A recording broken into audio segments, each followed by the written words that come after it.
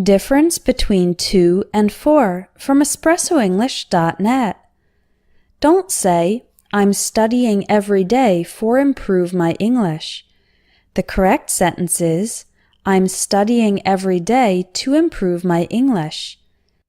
It can be difficult to know when to use to and when to use for, so I'm going to give you some examples in this lesson. Use to for destination. We're going to Paris.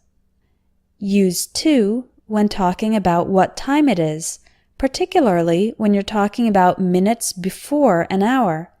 For example, it's 1:45.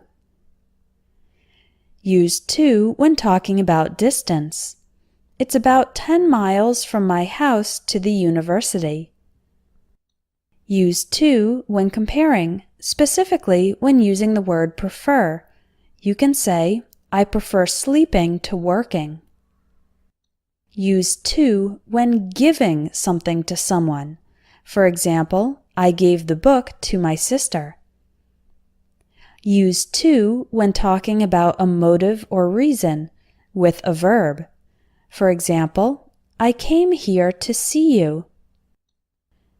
Use to when talking about a function with the verb in the to form.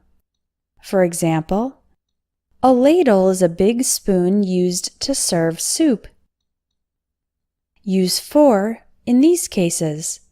Benefits. Yogurt is good for your digestion. Use for when talking about a period of time. We've lived here for 2 years. You can use for when talking about scheduling. For example, I made an appointment for May 3rd. For can also express being in support of something. For example, are you for or against the development of nuclear weapons? Use for when doing something to help someone. For example, could you carry these books for me? Use for when talking about a motive or reason with a noun. For example, let's go out for a drink. And use for function with the verb in the ing form. For example, a ladle is a big spoon used for serving soup. Let's take a closer look at examples 6 and 7. When talking about a motive or reason, use to plus a verb and for plus a noun. For example, I came to New York to work. I came to New York for a new job.